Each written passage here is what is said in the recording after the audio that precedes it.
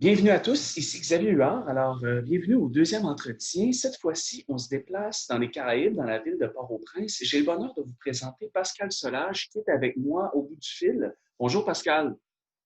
Bonjour. Pascal, tu es militante féministe en Haïti depuis 2008, aussi cofondatrice de l'organisme Néguès Marron, qui a aussi un festival du même nom, la troisième semaine de septembre à Port-au-Prince. C'est un festival qui est multidisciplinaire, donc on parle de chant, théâtre, danse, aussi une manifestation culturelle, une marche culturelle, des débats, projections. On sent vraiment bien un activisme qui se déploie à travers l'art. Avant d'aller à ce sujet-là, j'aimerais simplement, ma première question, qu'est-ce que ça signifie le titre de votre organisme et de votre festival? Alors, Néguès Marron, et ça vient un petit peu de l'histoire haïtienne. Il y a un symbolisme ici en Haïti qui est rattaché à l'esclavage ou bien à la période de la guerre de l'indépendance, qui est le symbole du nègre marron. Le nègre marron est resté dans l'histoire et dans l'imaginaire haïtien comme étant un esclave qui se révolte, comme étant un esclave qui préfère vivre en marronnage plutôt que de vivre en esclavage et qui désire tout sacrifier au nom de la liberté. Donc, le nègre marron n'a pas d'identité, on ne sait pas comment il s'appelle, on ne sait pas quand il a vécu, on ne sait pas où il a vécu, mais il représente un petit peu tous les esclaves en révolte, tous les esclaves en rébellion, tous les esclaves qui se sont dit liberté ou la mort. Et le nègre marron est donc resté et a été transmis comme ça à travers l'histoire haïtienne. Il y a même le monument du nègre marron qu'on retrouve ici à Port-au-Prince au Champ de Mars. Et on l'a aussi étudié dans l'histoire haïtienne au niveau scolaire et tout. Donc, nous, quand on a voulu trouver un nom pour l'organisation, on a voulu récupérer ce symbole de liberté, ce symbole de rébellion, ce symbole de rupture totale avec un système d'oppression, un système de discrimination. Donc, on a récupéré aussi quelque chose qui est à nous, qui est nôtre, qui appartient à notre histoire. Et d'une autre manière aussi, il faut toujours rappeler que l'histoire haïtienne est racontée au masculin. Donc, on se rappelle beaucoup des héros, comme on les appelle, des héros de l'indépendance. On se rappelle de Toussaint Louverture, de Dessalines, de Cap-Poix-la-Mort et tout. Alors que l'histoire haïtienne ne fait pas nécessairement justice aux femmes qui ont contribué à donner l'indépendance à ce pays. Et si elles sont citées dans l'histoire, souvent, on ne leur rend pas assez justice. Ça veut dire que leur histoire n'est pas complètement racontée ou racontée dans toute sa dimension. Donc, nous, on a récupéré le symbole du nègre marron comme ce qu'il représente et on a décidé de féminiser ce symbole. Donc, en créole, c'est nègre marron. Donc, en français, c'est nègre marron. Et donc, nous, on a choisi d'appeler notre organisation Néguès Marron. Donc, si on essaie de le traduire en français, ce sera négresse marron. Donc, marron, comme je l'ai dit, c'est un peu le concept du marronnage, c'est de fuir les plantations, c'est de fuir le territoire du colon, le territoire du maître, et d'aller vivre en pleine liberté dans les mornes, d'aller vivre en pleine liberté dans la nature et tout. Donc, voilà, c'est pour ça que nous, on a choisi de récupérer le nègre marron, de le féminiser, et de se dire que par là, on fait une organisation qui se dit en rébellion, en révolte au système patriarcal, en révolte à un système qui crée des inégalités, qui crée des discriminations et qui aujourd'hui encore crée un espace où les femmes sont opprimées. Donc voilà, nous sommes les Néguès Marrons, une organisation féministe qui existe depuis 2015. D'accord, je comprends simplement pour peut-être aider l'auditeur qui nous écoute, qui connaît pas nécessairement l'histoire d'Haïti. Je trouve ça très intéressant qu'on parle en plus de ce moment-là parce que cette période de révolution, bon, il y a eu c'est une période qui a amené la première république noire postcoloniale qui a été la seule république aussi pendant 50 ans contre tout le système colonial, c'est pas rien. Donc, c'est vrai que le symbole est vraiment extrêmement fort. Et c'est dans ce que vous racontez, dans ce que tu racontes, tu me dis aussi que, puis cet élément-là de l'histoire haïtienne, un élément qui est très intéressant, qu'ils ont quitté pour pouvoir revenir pour la libération, parce qu'évidemment, ils sont transformés en fugitifs pour devenir un peu les sauveurs là, qui ont pu libérer leur père de cette oppression-là. Mais la place de la femme, c'est évident dans une révolution comme celle-là. J'imagine que la place de la femme est aussi importante que celle de l'homme, au sens où c'est évident que la femme n'est pas restée assise à regarder la situation. Elle a dû s'impliquer tout autant dans ces épisodes-là, j'imagine. Est-ce que ma compréhension est bonne? Oui, c'est exactement ça. Et dès le moment justement où les premiers signes de la révolte ont commencé à se manifester sur l'île, à l'époque, on rappelle que c'était l'île de Saint-Domingue, donc les femmes ont été de manière complètement impliquées dans cette révolte. Et à partir du moment où on a eu la cérémonie du bois caïman, et pendant toutes les années, justement, avant 1804, où on a commencé justement à se dire, voilà, nous sommes libres.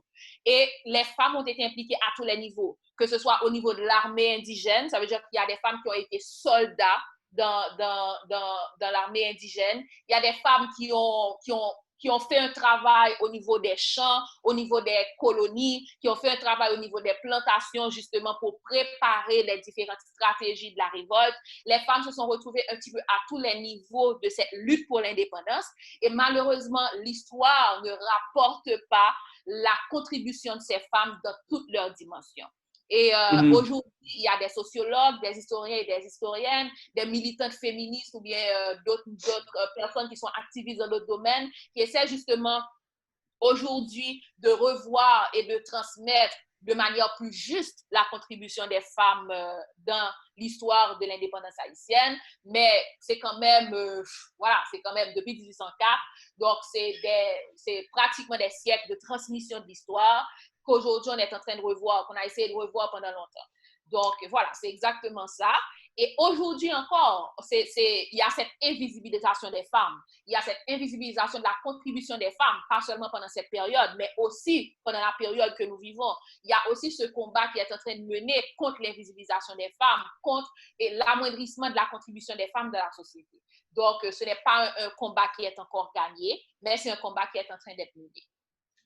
C'est un combat aussi que je crois tous les pays ont à faire. La majorité des livres d'histoire sont dirigés vers les hommes presque toujours. Je pense que c'est un travail qui est important à faire là, pour toutes les sociétés d'aller redécouvrir l'implication des femmes dans la construction de ce qu'on a aujourd'hui comme monde. Ça me fait penser, ce qui est vraiment particulier avec toi, Pascal, c'est que l'art est au centre de ton militantisme, mais tu n'es pas artiste toi-même ou tu n'es pas impliqué à un niveau artistique comme les artistes que tu engages. On sent bien l'importance de l'art dans la prise de parole sans nécessairement être une artiste professionnelle qui a une pratique qui est à toi. Qu'est-ce que tu pourrais me dire sur ça? J'ai travaillé pendant longtemps avec des artistes. Je fais de la télévision depuis 2007. Je suis journaliste. Je suis productrice d'émissions télévisées. J'ai travaillé avec beaucoup d'artistes au niveau de l'événementiel, mais aussi au niveau de la production. Ma meilleure amie est l'une des comédiennes les plus connues en Haïti, Gaëlle Bien-Aimée, qui est comédienne activiste et qui est l'une des membres fondatrices de Néguès Marron. Je travaille beaucoup dans la production cinématographique. Pendant longtemps, nous avons fait des productions pour la télévision, pour le cinéma, pour la musique. Et voilà, j'ai toujours été entourée d'artistes. J'ai toujours été entourée de créateurs, en fait. Pas seulement d'artistes, mais de créateurs et de créatrices. Moi, je me considère plutôt comme une créatrice que comme une actrice. Je ne fais pas de scène, mais je crée. Je crée beaucoup. J'ai créé un festival. Je crée beaucoup un petit peu dans tout ce qui est production et je suis toujours entourée de personnes qui artistiquement contribuent à ces créations et qui elles-mêmes ou eux-mêmes en tant qu'artistes peuvent porter ces créations. Donc, à partir de 2014, je peux dire, j'ai senti la nécessité de créer un espace où je pouvais faire un activisme, un militantisme avec une autre voix, un militantisme, un activisme qui me ressemble beaucoup plus. Et ça passe pour moi définitivement par la création. Donc, tout en restant membre de la Fondation Toya, je suis aujourd'hui membre du conseil d'administration de la Fondation Toya, avec des amis, dont Gaëlle Bien-Aimée et d'autres, on a mis sur pied l'organisation Négresse Marron en 2015. Et ça, c'était vraiment une manière pour nous d'avoir une organisation qui aborde de manière différente, de manière innovante, la question du militantisme féministe en Haïti. Donc, c'était nous exprimer d'une manière différente, c'était nous battre d'une manière différente, c'était renouveler un petit peu tout ce qui est activisme féministe, tout ce qui est activisme pour les droits des femmes, avec une approche totalement nouvelle. Et pour nous, ça a été à travers l'art et toutes les dimensions de l'art, comme tu l'as dit au début. Et puis, ça a été aussi par d'autres moyens. Ça a été un petit peu avec aussi les nouvelles technologies aussi. Ça a été à travers l'éducation. Ça a été à travers l'adolescence. C'est-à-dire notre public cible. Notre premier public cible, c'est les adolescents, c'est les adolescentes. C'est comment trouver un langage qui nous permet de communiquer de manière fluide, de manière facile avec notre premier public cible, même si notre travail cible de manière générale toute la population. Donc, effectivement, pour revenir un petit peu à ta question, moi, personnellement, c'est pendant un court moment que j'ai fait de la scène parce que j'étais tellement toujours entourée d'artistes, mais je ne suis pas restée sur scène longtemps, je suis passée derrière. Et à partir de là, pour moi, c'était l'un des meilleurs outils pour continuer à faire ce travail. Quelle est la situation de l'égalité homme-femme en Haïti à l'heure où on se parle? La situation de l'égalité homme-femme en Haïti, c'est... On n'est pas sorti de l'auberge, si on peut dire ça comme ça, mais c'est pour dire que la situation a évolué. Il y a eu beaucoup de victoires que les combats féministes ont remportés depuis... c'est quand même un mouvement qui existe depuis près de 100 ans. Et beaucoup de victoires ont été remportées, beaucoup d'avancées ont été faites, mais c'est quand même un long combat qui reste à faire. Que ce soit au niveau social, que ce soit au niveau politique, que ce soit au niveau culturel, que ce soit au niveau économique, les inégalités sont criantes. Les inégalités se matérialisent à travers la violence, à travers les inégalités sur le plan économique, à travers plusieurs aspects. En fait, les inégalités sont criantes. Ça veut dire que nous ne sommes pas encore au point où nous pouvons dire que même de manière optimiste, que nous avançons à grands pas vers l'égalité. Aujourd'hui, nous retrouvons pratiquement moins de 3% de femmes qui sont au niveau du Parlement. On a quand même la situation de la violence en Haïti, elle est extrêmement grave. Et que ce soit la violence physique, sexuelle, verbale, psychologique, économique, institutionnelle, on a un système judiciaire qui est extrêmement faible, extrêmement corrompu, qui fait que la question de la justice et de la réparation pour les femmes, elle est quasi inexistante. Et sur le plan économique, les femmes restent et demeurent la proportion de la population la plus pauvre en Haïti. Et sur le plan culturel, nous sommes une société extrêmement conservatrice et extrêmement, qui apporte extrêmement au système patriarcal. Donc, que ce soit au niveau de l'éducation ou bien que ce soit au niveau des rapports sociaux entre les hommes et les femmes, que ce soit au niveau des écoles, des églises, de la famille, c'est vraiment une transmission et du rapport qui est extrêmement inégalitaire. Et ça a des répercussions un petit peu sur toutes les dynamiques de vie entre les hommes et les femmes dans tous les espaces, que ce soit l'espace personnel, l'espace intime ou l'espace professionnel. Donc, non, oui, en Haïti, la situation de l'égalité entre hommes et femmes est extrêmement préoccupante et il reste encore un long chemin et un long combat à faire, mais surtout, on voit de temps en temps une perte des acquis que les combats féministes ont pu avoir. On a un retour en arrière, on a une perte un petit peu de tout ce qu'on a gagné dans divers combats. Et c'est un peu ce qui se passe un peu à travers le monde aujourd'hui et c'est extrêmement dangereux et inquiétant. Il n'y a donc pratiquement aucun recours qu'une femme, d'un point de vue individuel, peut prendre par rapport à la violence qu'elle peut subir. Je comprends qu'elle n'a pas de recours judiciaire. Il n'y a pas non plus de police qui peut rentrer pour l'aider face à cette oppression-là.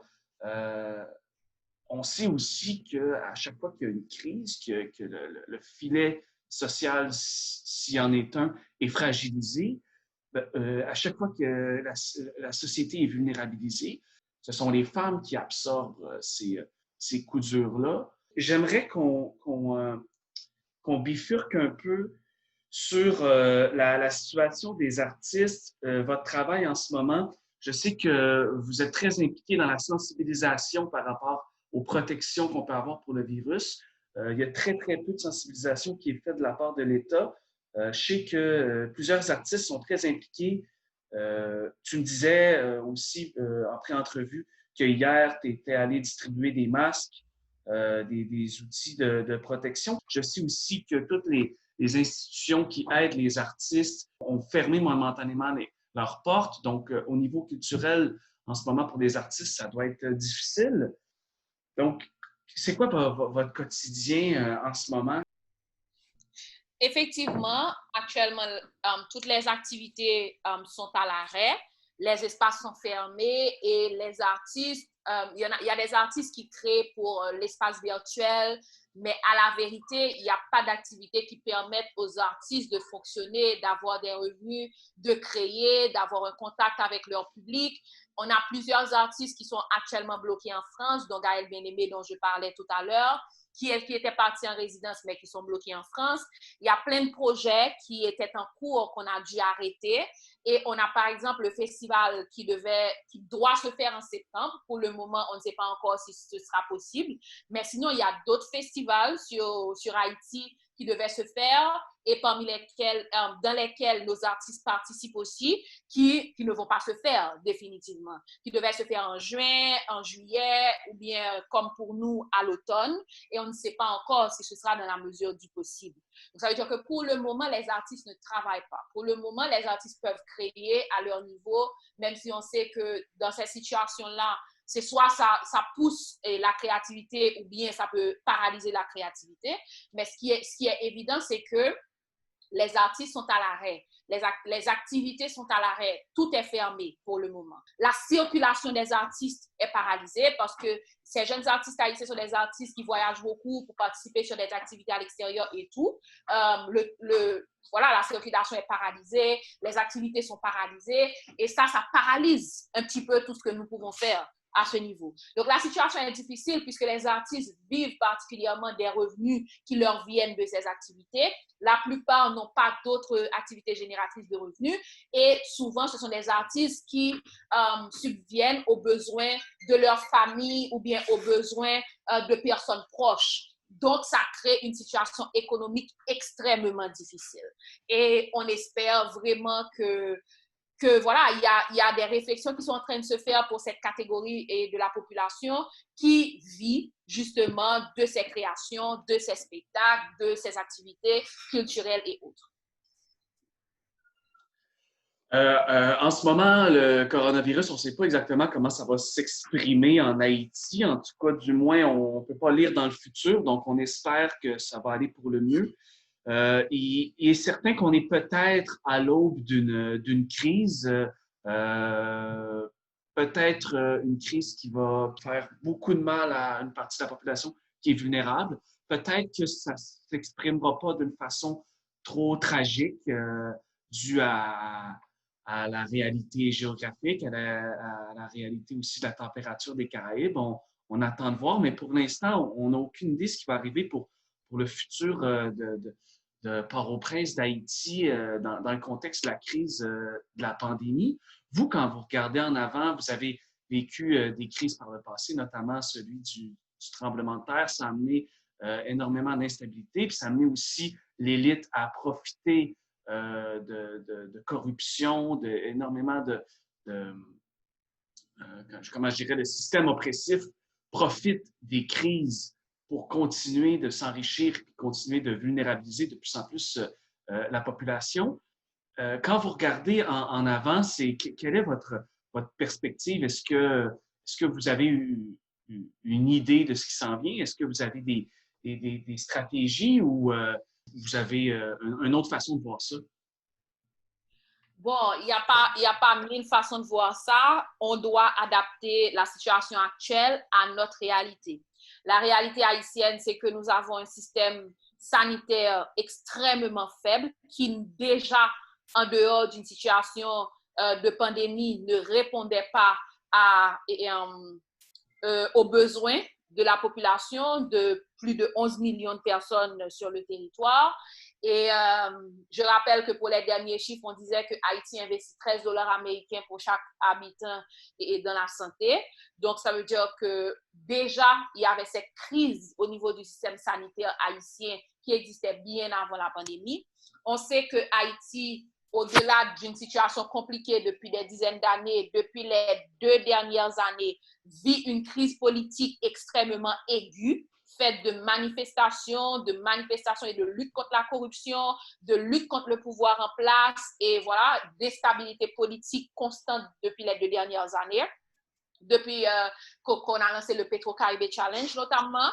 Et la situation économique et aussi, on n'a pas eu de budget en Haïti depuis les 2 dernières années et nous sommes une économie qui est pratiquement moribonde depuis des années ici en Haïti. Je rappelle qu'aujourd'hui, on a $1 américain pour 106,5 gourdes.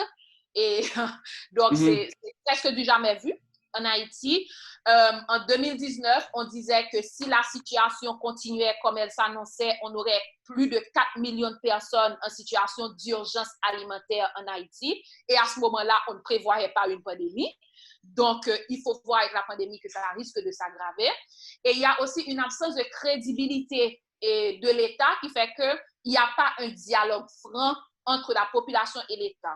C'est-à-dire que tout ce que l'État peut prendre comme mesure, peut passer comme communication et comme directive en ce qui a trait à la pandémie, est paralysé parce qu'il y a une rupture de la confiance et du dialogue entre les gouvernants et les gouvernés. C'est-à-dire qu'aujourd'hui, l'État parle de confinement, mais la population n'est pas confinée. L'État parle de couvre-feu, mais la population ne veut pas respecter le couvre-feu.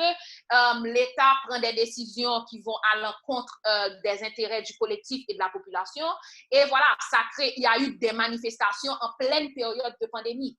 En pleine période de pandémie, il y a des manifestations. Il y a aussi une situation d'insécurité qui prévaut depuis près d'1 an et qui tend à s'aggraver en Haïti.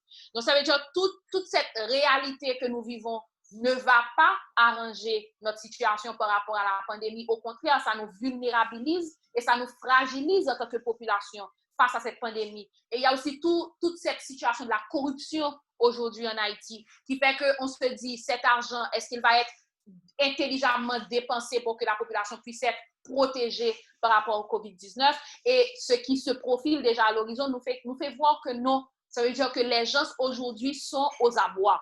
La population, notamment nous sommes extrêmement inquiets.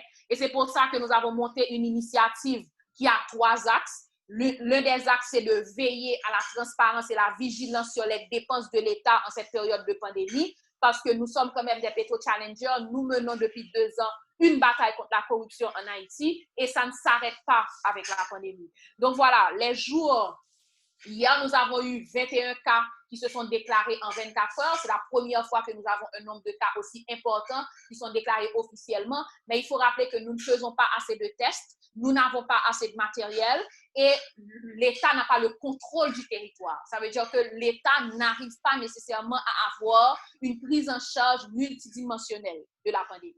Donc, ça ne s'annonce pas bien pour nous. Et comme vous le dites, on se croise les doigts pour se dire la température dans notre pays, pour se dire tel facteur, ça va nous épargner que comme nous voyons la situation dans notre pays, mais nous ne savons pas, nous attendons encore.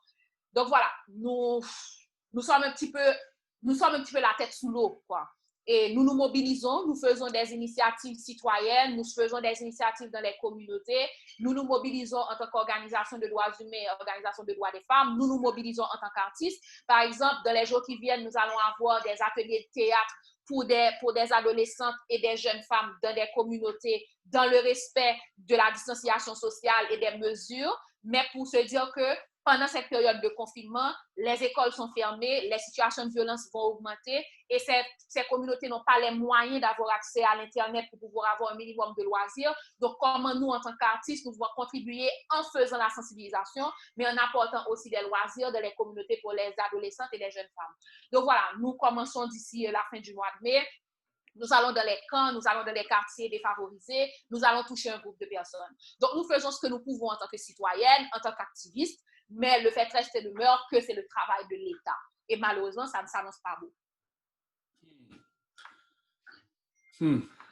C'est vraiment, je sais que les paroles que tu utilises en ce moment vont résonner à l'oreille des Québécois parce que je trouve que tu touches au caractère essentiel de l'activisme et de l'art dans l'activisme.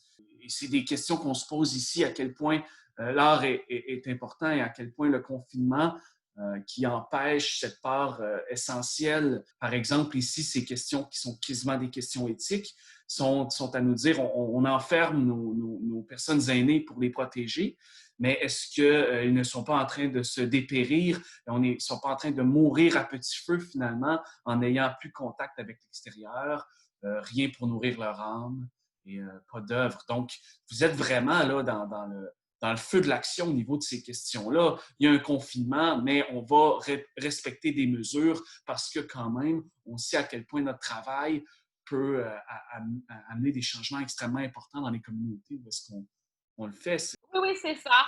C'est ça un petit peu, mais il faut dire aussi que nous, en Haïti, on a une dynamique de vie un peu différente, surtout avec les personnes, comme tu dis, les personnes âgées et tout.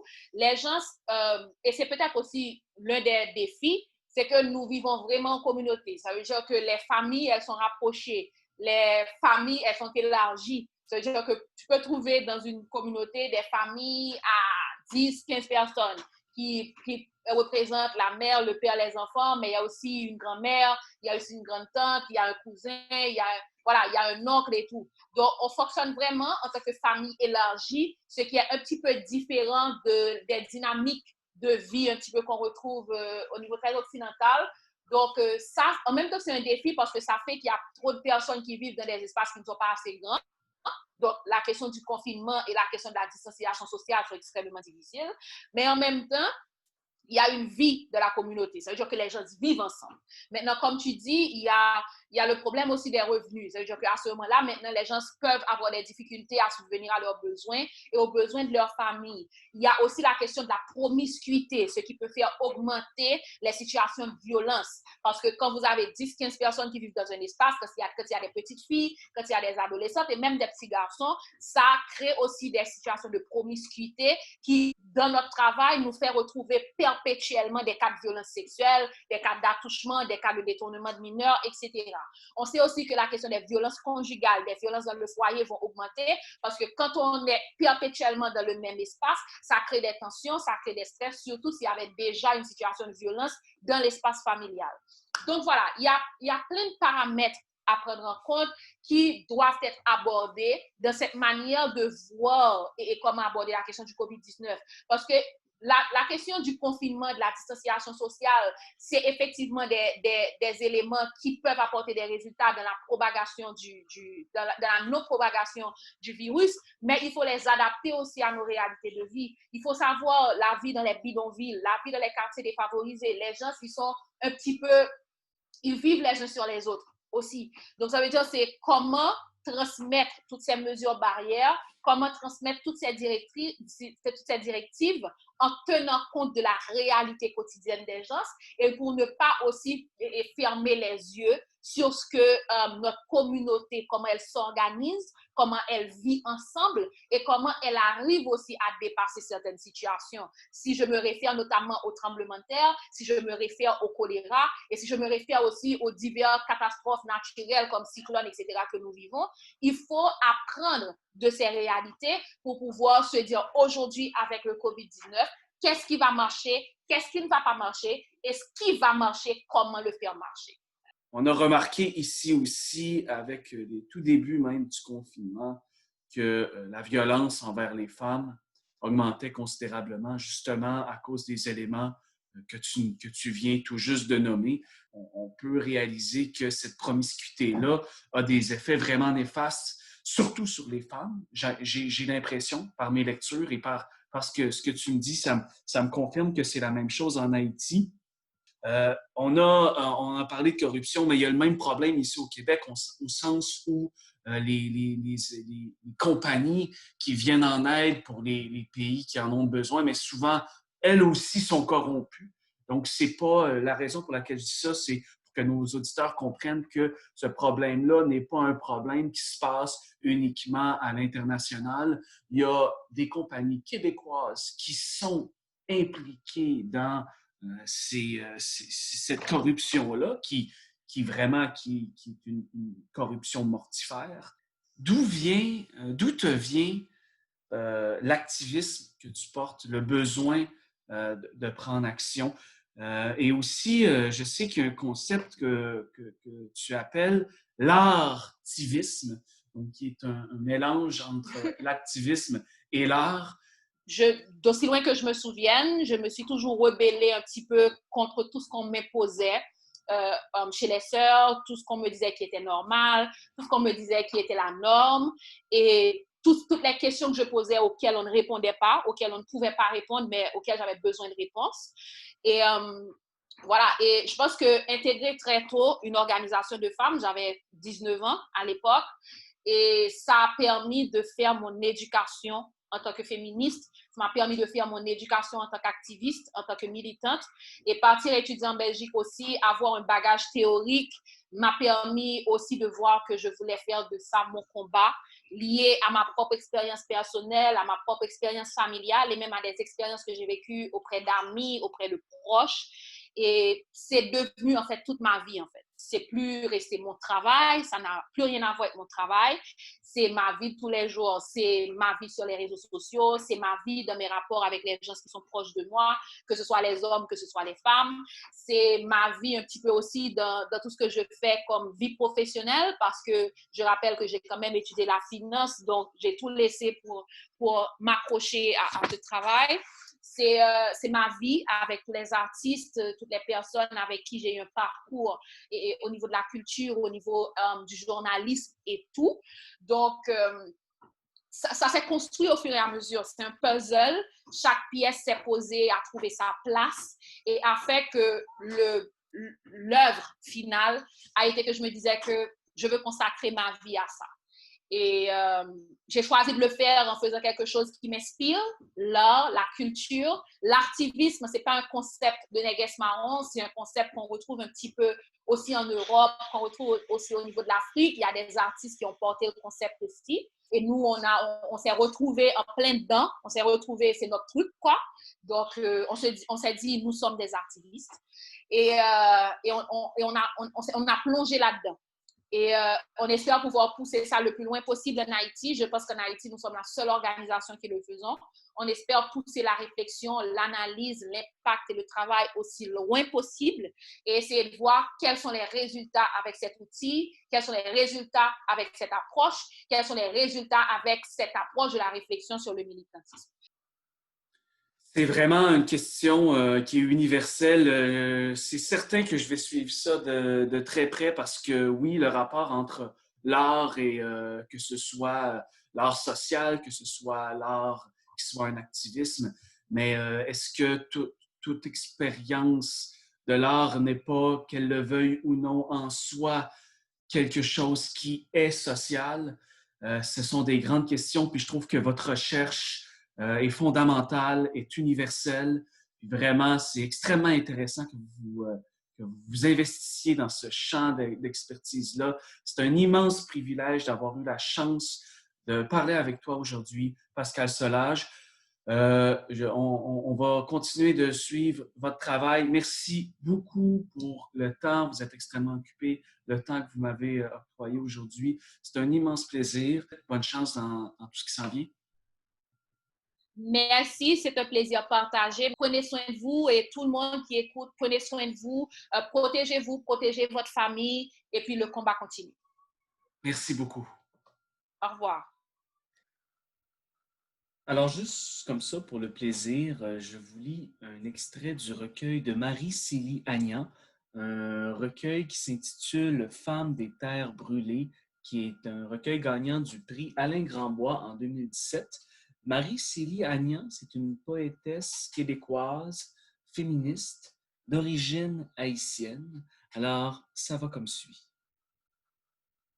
Et ce désir, sans commencement ni fin, ce désir comme le monde sur mes épaules. Faites de moi l'océan, plein de toi, plein du vent, plein du ciel, du soleil, plein de tout, jusqu'au cri du noyer. Ce désir aux racines obscures, poing fermé contre le crépuscule. Je cherche en vain son nom. Et on passe maintenant à notre deuxième invité, Guy Régis Junior, artiste haïtien, auteur de théâtre, aussi de romans, metteur en scène et directeur du festival Quatre Chemins, festival de théâtre international qui a lieu à chaque année à Port-au-Prince, qui en 2020 en sera à sa 17e édition. Directeur de ce festival-là depuis 5 ans. Bonjour Guy. Bonjour, bonjour. Ben oui, ça fait un peu plus d'années, c'est 7 ans, donc c'est beaucoup, hein.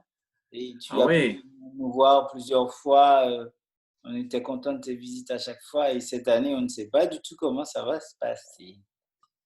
Ma première, en fait, j'invite ton intérêt, l'intérêt aussi des auditeurs autour d'une œuvre qui s'appelle Reconstruction. Reconstruction est ce que tu qualifies comme étant une bouffonnerie interactive. C'est qu'on est en train de vivre actuellement. Oui, oui, c'est ce qu'on est en train de...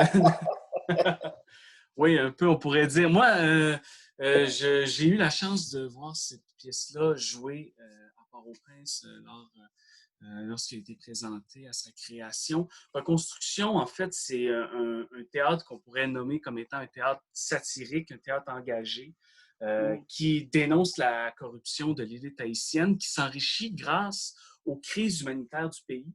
Et là où ça m'a beaucoup atteint, cette pièce-là, c'est qu'en revenant, j'ai ensuite fait mes petites recherches et ça ne m'a pas pris beaucoup de temps pour découvrir qu'il y a des entreprises privées au Québec, comme par exemple les Maisons La Prise de Montmagny, qui se sont enrichies grâce à la crise du tremblement de terre. Donc, simplement pour contextualiser l'auditeur, je dis ça juste pour montrer à quel point cette élite-là qui profite de vie humaine, là, c'est ce qu'on pourrait dire, c'est nos voisins ici même au Québec. C'est très étrange. Aujourd'hui, on peut parler de l'avidité de l'être humain. Il cherche à créer de la richesse partout, du profit partout. Et je pense que dans une crise sanitaire ou dans une crise humanitaire, l'être humain reste le même. C'est-à-dire, il se dit, ben voilà un autre moyen de faire de l'argent. Si tu veux, ceux qui vont venir pour la crise humanitaire, bon, pas tous ne vont pas avoir un gros salaire, mais je pense que la majorité des gens y voient là une possibilité de gagner un peu de sous. Il y a aussi beaucoup de jeunes parmi ces humanitaires-là, en tout cas, ceux que je connais, certains d'entre eux, c'est leur premier grand boulot. Tant qu'à faire, il vaut mieux aller en Haïti où il n'y a justement pas assez de cadres. En tout cas, on n'a pas assez de cadres parce qu'il y en a beaucoup de nos cadres qui sont à l'extérieur. Je peux même donner des chiffres. Il y a plus de médecins haïtiens à Montréal qu'en Haïti même. Et on a même dit, et j'espère que c'est faux, qu'il y a plus de psychiatres haïtiens à Montréal qu'en Haïti.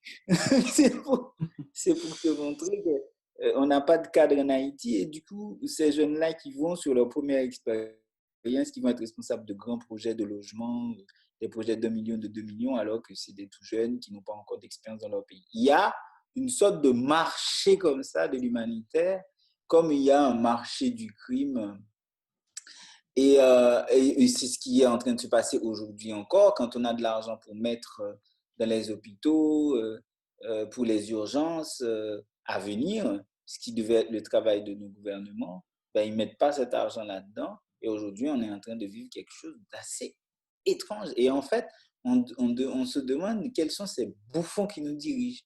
Parce que justement, être dans un monde où on court derrière des masques, c'est exactement comme ce président dans Reconstruction qui dit « Moi, je lis.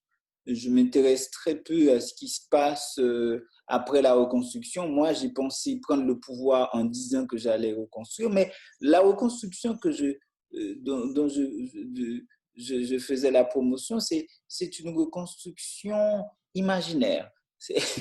Entre-temps, moi, je m'intéresse à remplir ma poche. Et c'est la même chose pour les autres ministres. Comme quoi on peut vendre la parole politique pour arriver à ses fins. Mhm. Ce qui est vraiment étonnant avec ce personnage du président, mais avec aussi toute la pièce Reconstruction, c'est cette espèce de choix de créer un théâtre absurde qui se dresse contre l'absurdité d'une caste politique complètement apolitisée. Donc, c'est le feu contre le feu, l'absurde contre l'absurde, en quelque sorte, comme si on défendait que le théâtre était le meilleur dénonciateur de ce théâtre-là qui nous est présenté. Et les personnages sont des personnages de théâtre dans le théâtre. Je ne sais pas si ça fait du sens, mais c'est presque une mise en abîme de la théâtralité pour décrier justement l'absurdité de la pièce de théâtre qui fait office de caste politique. C'est ce que c'est ce que j'ai compris quand j'ai la chance de voir la pièce. Je pense que c'est... En tout cas, c'était le projet. Et le public qui est venu voir ça m'a parlé exactement pareil. Il y a des gens qui n'ont pas trouvé que c'était comique. Hein. Il y a des gens qui ont trouvé carrément que c'était ce qu'ils vivaient au jour le jour. Et notamment une dame qui travaille justement dans les hôpitaux et qui trouvait que cette ministre de la Santé n'est pas très éloignée de la ministre de la Santé qu'elle connaissait. Le ministre des Travaux publics, pareil, il y a eu un de nos anciens ministres des Travaux publics qui passait son temps à construire sa maison au lieu de s'occuper à construire les routes ou à boucher les trous. Et il y a en tout cas cette mise en abîme. Et puis, je ne voulais pas en faire une pièce absurde, parce que très souvent, dans l'absurde, tu sais, les exemples d'absurde qui me viennent tout de suite, même si Beckett n'acceptait pas qu'on dise de lui absurde. Je pense à Anata Dangodo, je pense beaucoup plus à UNESCO aussi. Mais l'absurde, souvent, ça va vraiment dans l'irréel et ça va dans une infinité d'irréels, alors que là, on est dans une vérité, dans une absurdité possible. Ça ne veut pas dire que l'absurde n'est pas toujours possible, parce que déjà, nous, notre vécu est absurde en tant qu'humain, mais cette absurdité-là de l'homme au pouvoir lisant, c'est une absurdité du quotidien. Le début de la pièce, en fait, l'exergue, ma motivation pour écrire cette pièce, ça a été quand même une petite vidéo de François Duvalier que tout le monde peut voir d'ailleurs, une des dernières vidéos qu'il a faites parce qu'il était malade et qu'il s'était retiré 2 semaines. Et un journaliste lui pose la question, Monsieur le Président, on ne vous a pas vu pendant quelques semaines, quand même, c'est beaucoup, près de 2 mois, je crois. Vous faisiez quoi? Il dit, je me suis retiré de ma maison de campagne et je lisais. Et même ça, on ne peut pas le faire quand on est président. Un président qui ne lit pas ne peut pas comprendre son peuple. Et c'est quelqu'un qui le dit. La grande absurdité de Duvalier au pouvoir, c'était quand même très réel. On voit aussi un journaliste qui filme François Duvalier dans un de ses derniers conseils de gouvernement où il y a les ministres autour de lui. Il est un peu sourd et les ministres parlent très bas. Il n'entend pas ce que disent les ministres. Et aussi, lui, il parle très bas et les ministres n'arrivent pas à entendre ce qu'il dit. Et il dirige d'une main de fer ce pays-là. Ensuite, l'autre absurdité, c'est quand même de pouvoir nous donner son fils, donc, qui à 19 ans devait prendre le pouvoir. On a nommé le premier président le plus jeune. Hein. Nous, on réussit tout. Hein, le premier président de 19 ans. Et on a été aussi un des premiers pays à instaurer la présidence à vie. Il y a eu des royautés, il y a eu des monarques, mais nous, on a quand même institué un président à vie. Et il a pu quand même installer ça dans ce pays-là. Si tu veux, c'est en pensant à lui, mais c'est en pensant à la nouvelle classe politique aussi, qui, j'ai l'impression, très souvent, et beaucoup de politiciens dans le monde qui pensent que juste la parole politicienne, ça suffit pour diriger. juste en nous disant que moi je vais faire, moi je vais faire, moi je vais faire, et en arrivant au pouvoir de ne pas le faire, et puis ça va. Ça veut dire le temps d'être candidat. Il y a aussi cette question dans la pièce où ce qui m'a beaucoup aidé, c'est d'entendre les candidats, parce qu'en fait, les candidats sont magnifiques. Les candidats, ils offrent tout pour être votés. Ils disent tout pour être votés. Et puis, une fois qu'ils deviennent présidents, ben, ça les échappe, ils continuent d'être candidats. Ils continuent de faire miroiter. Ils continuent avec leurs rêves mirobolants. Et donc, quelque chose du jeu de langage, quoi. En fait, on est vraiment dans quelque chose qui est complètement irréel. On vit ça chaque jour, mais cet irréel-là, c'est notre quotidien, en fait. Je voulais qu'on arrive à ça. Et à aucun moment, au moment où le comédien joue, j'ai même pas changé les costumes, rien. Il y a juste mettre des livres et il dit le texte et on entend cette chose-là, voilà. Ben, j'ai l'impression que c'est intéressant. Je comprends un peu une couche peut-être excédentaire de cette œuvre-là parce que c'est certain que c'est une œuvre qui est vraiment ancrée dans la théâtralité haïtienne.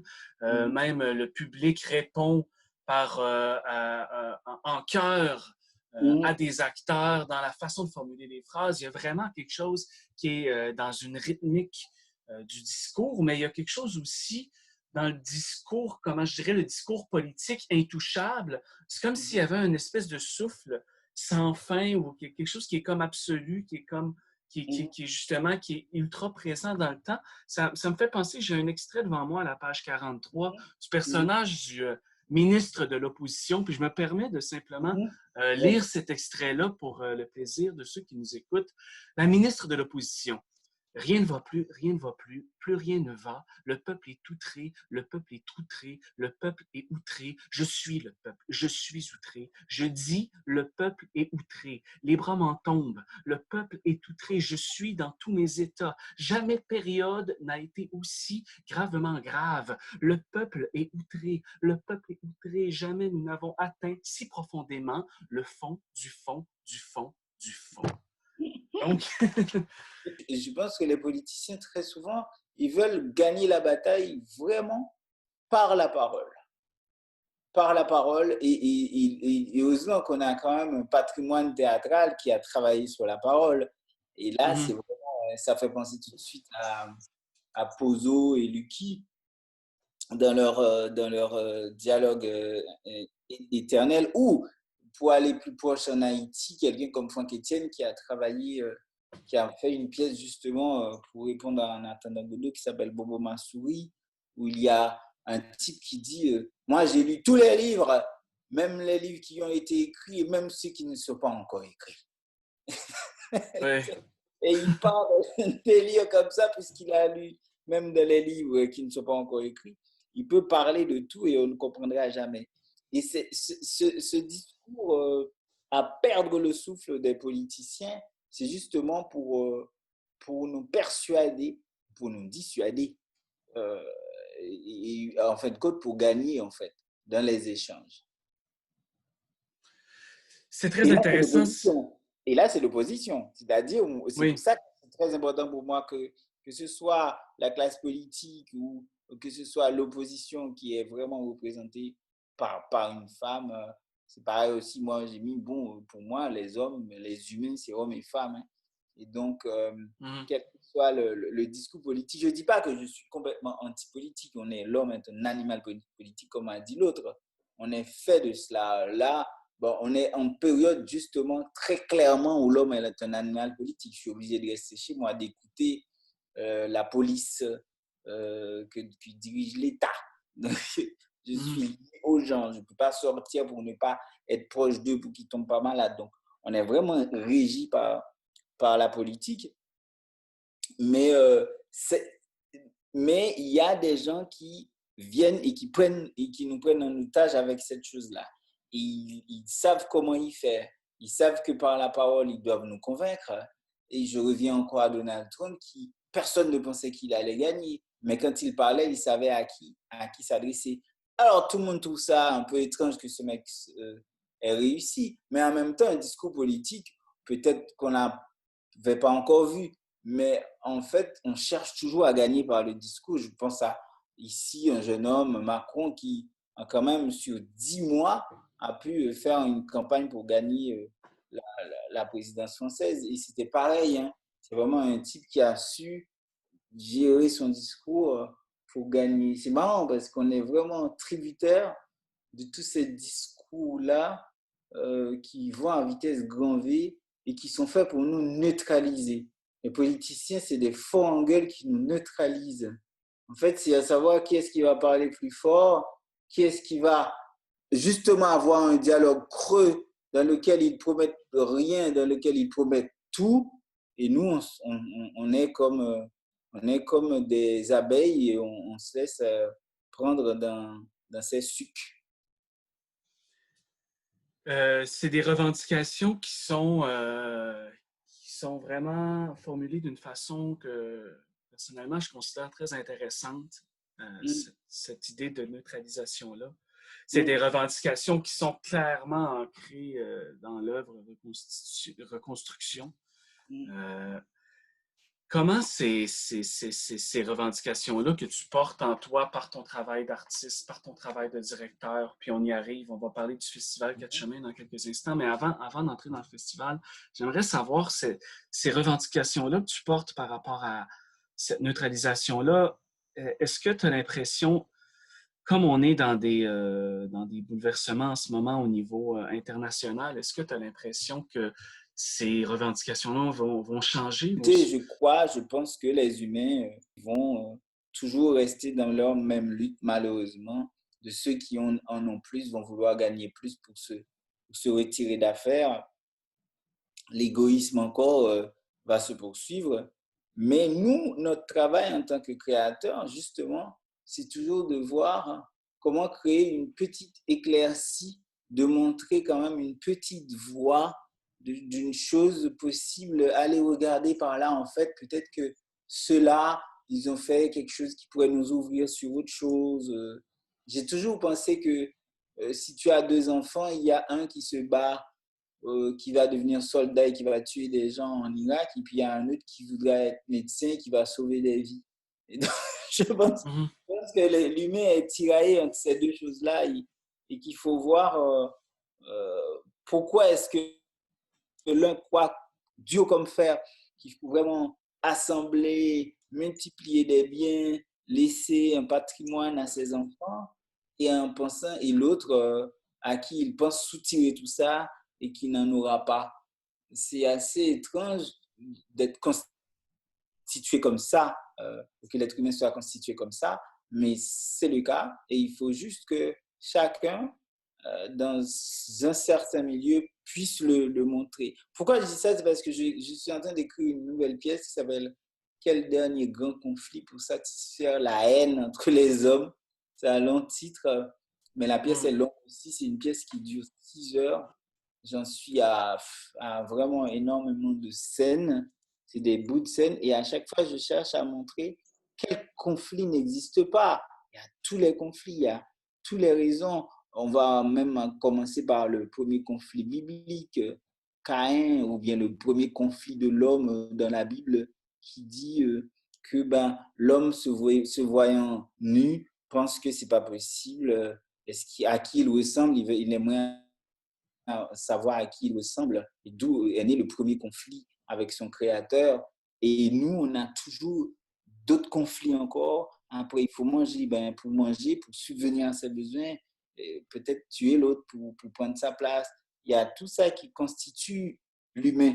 Et puis aussi, cette grande bataille beaucoup plus métaphysique qui fait qu'on ne sait pas d'où l'on vient, on est, et puis on ne sait pas pourquoi on meurt. Donc on est dans cette dichotomie qui est vraiment le centre du théâtre de Artaud, hein, le théâtre de la cruauté, création-destruction. Et donc on est quand même du jour au lendemain, la pensée philosophique humaine, l'humaine condition ne va pas s'effacer comme ça. On ne va pas créer un discours politique pour dire tout le monde entier va changer. Je pense qu'on va rester des êtres métaphysiques des êtres méfiants, des êtres égoïstes. Et puis, il va y en avoir qui vont gagner positivement dans cette affaire-là. J'espère qu'on sera du bon côté et j'espère que, puisque les artistes en souffrent beaucoup plus dans cette situation-là, on nous met toujours, nous, à côté parce que si on n'est pas nécessaire, on n'est pas prioritaire. Et, et puis, c'est à nous qu'on donne les moyens après. Mais, mais heureusement qu'on a le temps. Et ce qui est en train de se passer aujourd'hui me fait penser que moi, en tant qu'artiste, j'ai toujours eu besoin de temps. J'ai toujours eu besoin de temps de recul, long temps de recul. Et là, on envie d'ailleurs souvent aux prisonniers. Souvent, on se dit, oh merde, si j'étais en prison, j'aurais écrit plus longtemps. On se retrouve carrément en prison, mais chez nous, quoi, voilà. La situation est difficile pour les artistes en ce moment, partout sur le Canada, en France, aux États-Unis, mais aussi beaucoup en Haïti. Je pense aux artistes de Port-au-Prince, c'est 2,7 millions d'habitants dans la ville.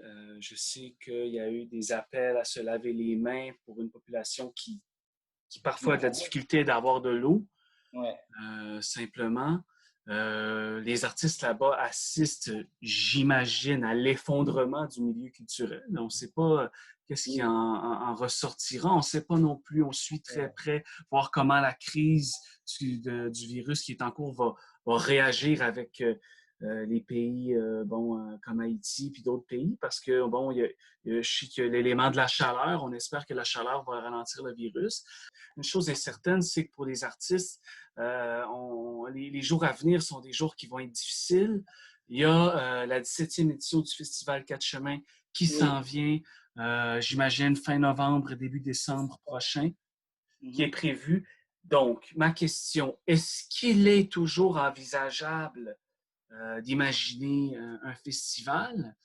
Je pense que là où je suis en France et je vois toutes les difficultés. Un festival comme l'immense festival d'Avignon a été annulé. J'imagine toutes les difficultés que ça cause aux artistes, aux techniciens. Souvent, il faut penser quand même aux plus précaires, aux plus ceux qui sont en difficulté. En Haïti, on ne compte pas. Les artistes ne comptent pas du tout dans le gouvernement. Il y a dans le programme du ministère de la Culture, on ne figure pas. C'est-à-dire quoi? C'est-à-dire qu'il n'y a pas officiellement de subvention régulière à la création artistique. Il n'y a pas un fonds pour la création artistique. Si on veut créer une pièce, on n'a pas les moyens de le trouver. Si on veut faire une exposition, travailler sur des œuvres picturales, on n'a pas les moyens pour ça. Si on veut faire un nouvel album pour la musique, il n'y a pas. Si on veut écrire un nouveau livre et qu'on demande le ministère une résidence d'un mois, ça n'existe pas. Je le dis, je prends des exemples concrets pour montrer ce qui n'existe pas. Ce qui existe, c'est un bureau qui s'appelle ministère de la Culture, avec à chaque fois un nouveau ministre qui peut agir dépendamment de la situation et de l'urgence, qui peut par exemple dire « Ah ben Grézy Junior est mort, il a quand même œuvré un peu pour le théâtre haïtien, on va donner des bouquets de fleurs et on va être présent dans l'enterrement. » Bon, je ne leur laisserai pas le soin de faire mon enterrement, mais j'aurais pu offrir de faire les funérailles. Et puis avec tout ça, ils vont faire beaucoup de bruit. Et pour réaliser un festival comme le Festival Quatre Chemins, sur les 17 éditions, je ne pense pas que le ministère ait donné son aide plus de 5 fois. Et les 4 fois ou 3 fois qu'on a eu l'aide de l'État, c'est grâce vraiment à une grande insistance de ma part, où j'ai frappé beaucoup à leur porte, parfois même en allant à la radio, à la télévision pour faire pression sur eux, pour qu'ils comprennent, pour que la population comprenne, la population qui attend énormément ce festival, pour qu'ils comprennent que le ministère n'aide pas à l'organisation de ce festival. Je vais aussi voir d'autres ministères de l'Éducation nationale, puisqu'on invite énormément de jeunes, des enfants, et que l'État prennent en charge aussi des places pour eux.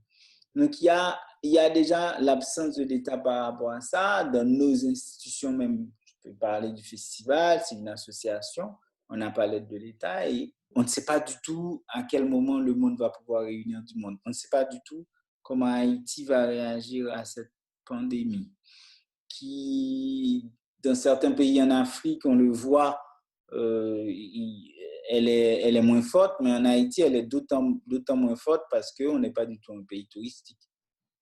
Il y a très peu de gens qui viennent dans ce pays-là. Mais après, on ne sait pas non plus si juste une orange pourrie dans le panier ne va pas pourrir toutes les autres oranges pourries parce qu'on est vraiment très, très, très précaire dans tous les domaines et surtout dans le domaine de la santé. Nos hôpitaux sont pas, enfin, ça n'existe pas. Il y a quelques hôpitaux, mais c'est des cliniques privées. Il y a vraiment quelques infrastructures. Ça va être pour les riches. Et on a quand même 72 à 70 personnes vraiment de conditions dans l'indigence totale, qui ne peuvent même pas se payer des comprimés, machin. On est dans cette situation-là, mais comme je te dis, vraiment, moi, ma priorité, c'est comment maintenir toujours cette équipe. Parce qu'en fait, si tu veux, depuis l'année dernière, nous, on est dans un lock national. On est dans un lock extraordinaire, très dur, on ne pouvait pas sortir. En fait, Haïti, c'est vraiment le meilleur exemple. On est toujours numéro 1 en tout, quoi. Donc, ça fait le lock national. Et puis après, là, c'est le lock mondial. Donc, on a vécu l'année dernière très dur. On n'a pas pu travailler avec certains bailleurs pendant l'année, justement, avec qui on fait des activités pour rentrer de l'argent. Et puis après, on est tombé tout de suite après, même pas 6 mois plus tard, dans un lock mondial. Oui, simplement pour permettre à l'auditeur de pouvoir bien comprendre. En ce moment, Guy-Régis fait référence au lock national. C'est le pays qui a été bloqué là, par une crise pendant toute 2019. Ça a été vraiment... tous les gens ont été confinés, un arrêt de tous les services. Et c'est ce qui a précédé le lock mondial, qui est la pandémie actuelle. Exact. En effet, c'est assez étonnant. Oui, on utilise le même mot d'ailleurs. Pour nous, c'est vraiment un lock, comme les Américains disent lockdown. Nous, c'est encore le... Donc voilà, il y a vraiment... on est constamment avec cette équipe-là qui a vécu un premier lock. L'année d'avant, 2018, c'était pas simple non plus. On était en pré-lock. Et puis l'année 2019, c'était carrément un lock qui a duré 3 mois. Et là, ils ont toujours été avec nous. On ne va pas leur dire comme ça. Donc voilà, ce qu'on est en train de faire, c'est de voir tous nos bailleurs pour leur faire comprendre qu'il faut quand même pouvoir soutenir cette équipe, tous les scénarios possibles. On sera quand même pour le support à l'équipe. C'est très éclairant. Ça me fait un immense plaisir. J'ai l'impression qu'on pourrait discuter encore comme ça pendant quelques heures. Malheureusement, je n'ai pas cette chance. C'est un immense plaisir. Moi aussi, tu sais, Frédéric, pour moi. Oui. Alors, on se laisse sur la musique de Keb, K-E-B. Keb, c'est un artiste de Port-au-Prince, très populaire chez les jeunes de la Perle des Antilles. Alors, on se laisse sur son reggae révolutionnaire. Merci beaucoup tout le monde. Moi, je chante une révolte académique, école assise sur le banc de l'égalité. Grande école congréganiste, petite école communautaire chez Titi.